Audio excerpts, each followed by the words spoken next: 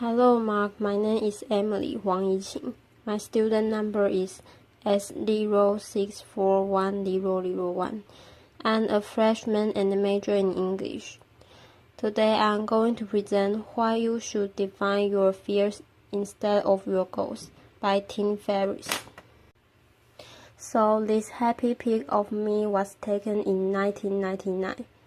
I was a senior in college, and it was right after a dance practice.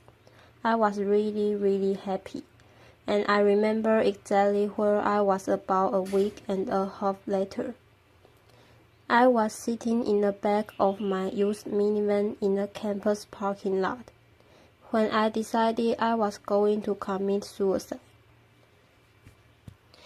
I went from deciding to full-blown planning very quickly, and I came this close to the edge of the precipice.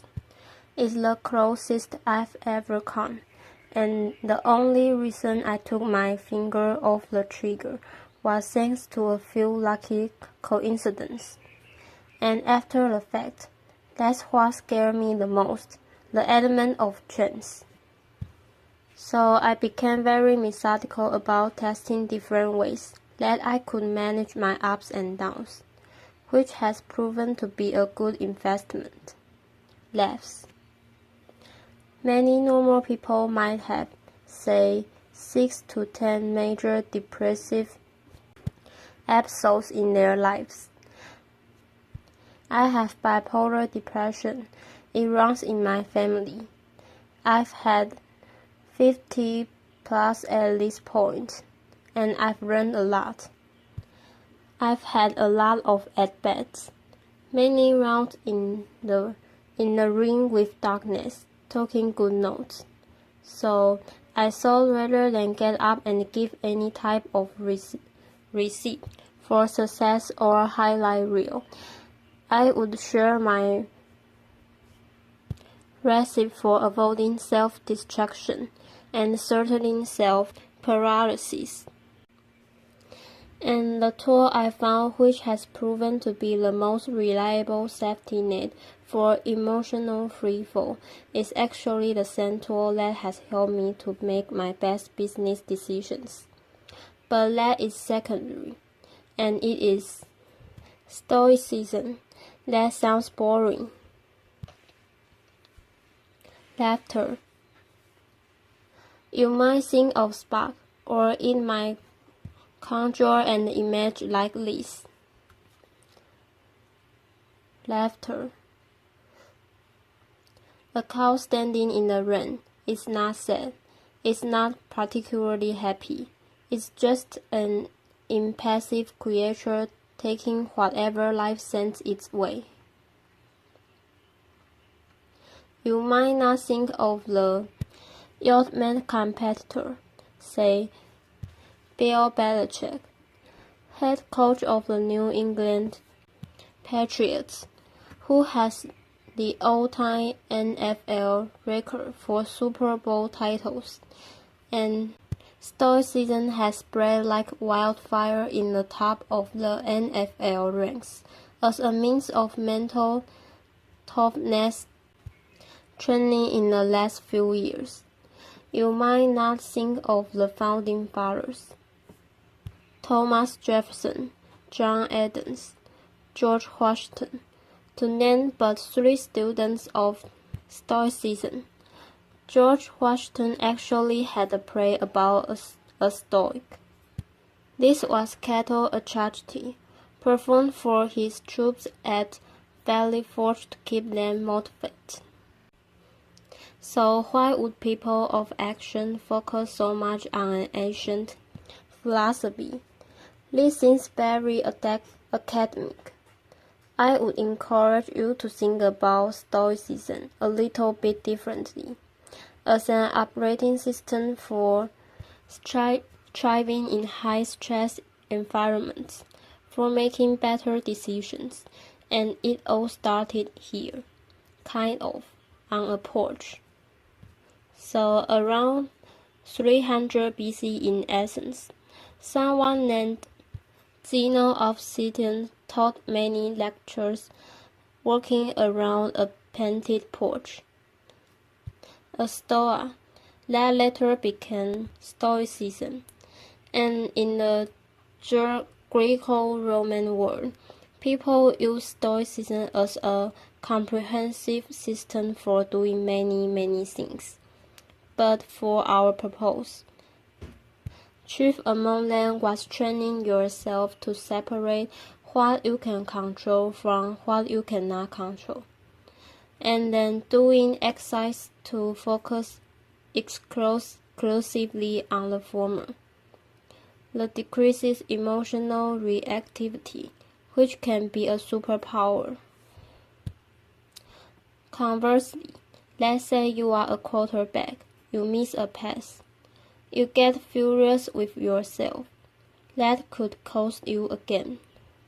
If you are a CEO, and you fly off the handle at a very valued employee because of a minor infraction, that could cost you the employee.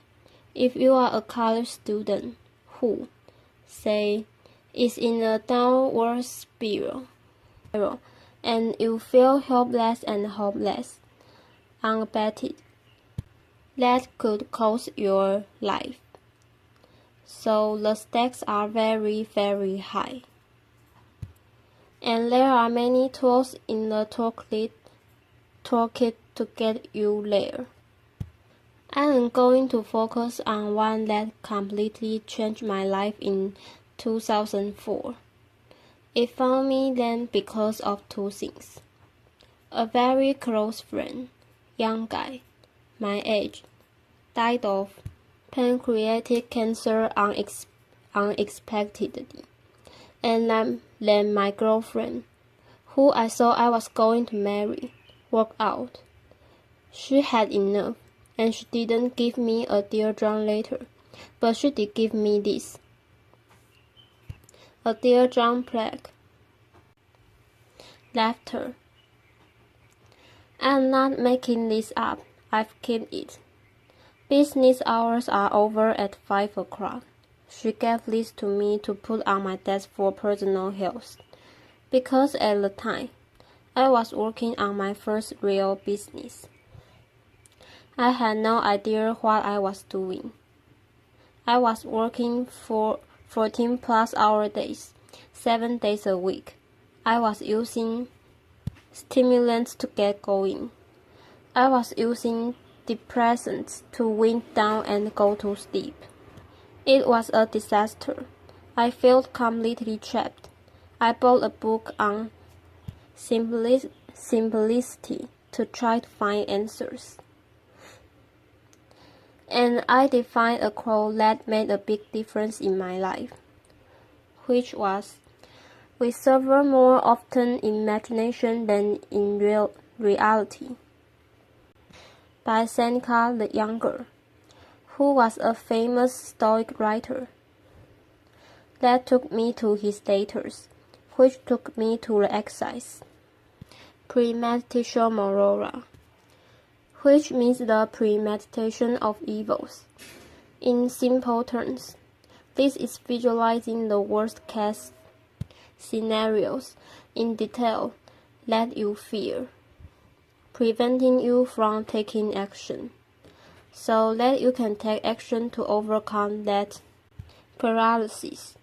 My problem was monkey mind, super loud, very incessant. Just thinking my way through problem doesn't work.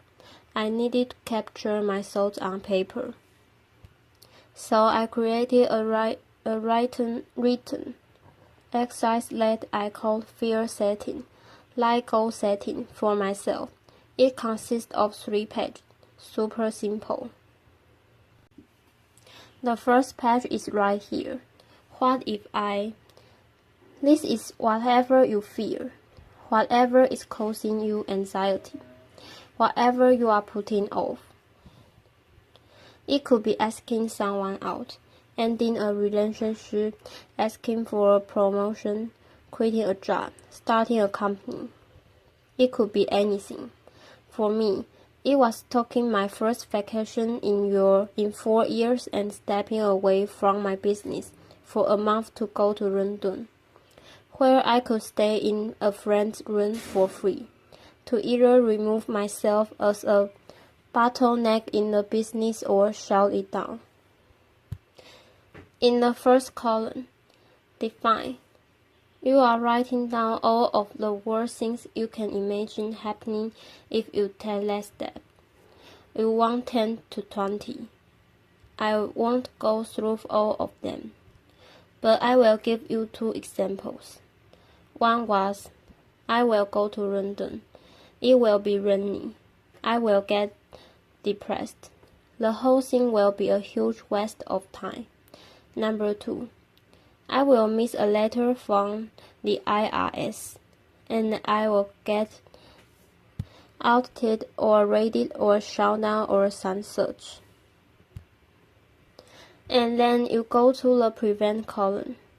In that column, you write down the answer to what could I do to prevent each of these bullets from happening, or at the very least, decrease the likelihood even a little bit. So far, getting depressed in London, I could take a portable blue light with me and use it for 15 minutes in the morning.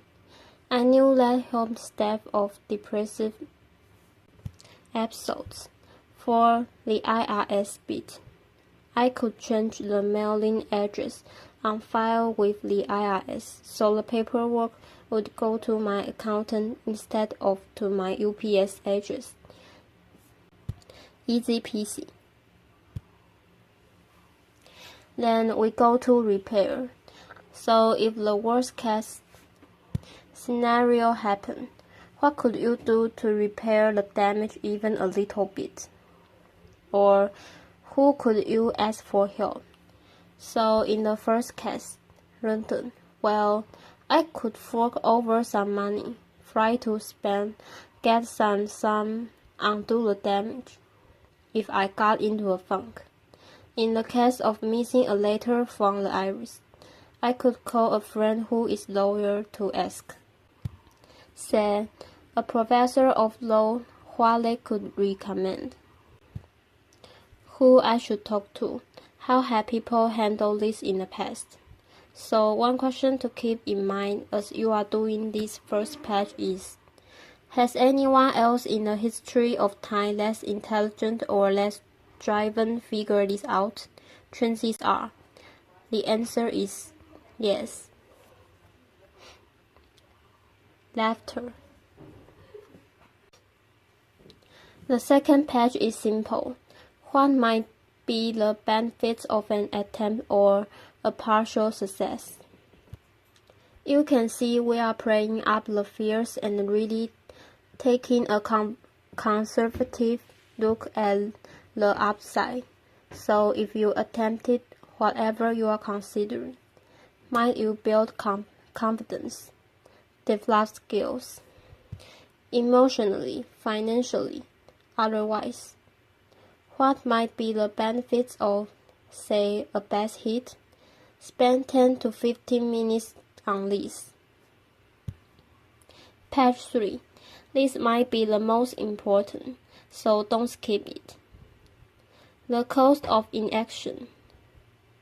Humans are very good at considering what might to go wrong if we try something new, say, ask for a raise. What we don't often consider is the atrocious cost of the status quo.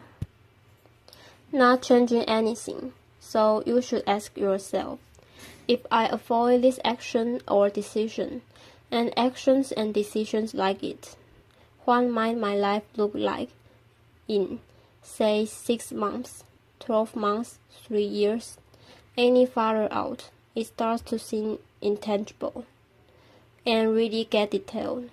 Again, emotionally, financially, physically, whatever. And when I did this, it painted a terrifying picture. I was self-medicating My business was going to implode at my moment at all times.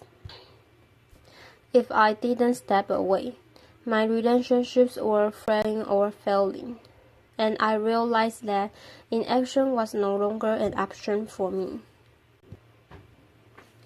Those are the 3 pages. That's it. That's fear setting. And after this, I realized that on a scale of 1 to 10, 1 being minimal impact, 10 being maximal impact. If I took the 3, I was risking a 1 to 3 of temporary and reversible pain for an 8 to 10 of positive, life-changing impact that could be a semi-permanent.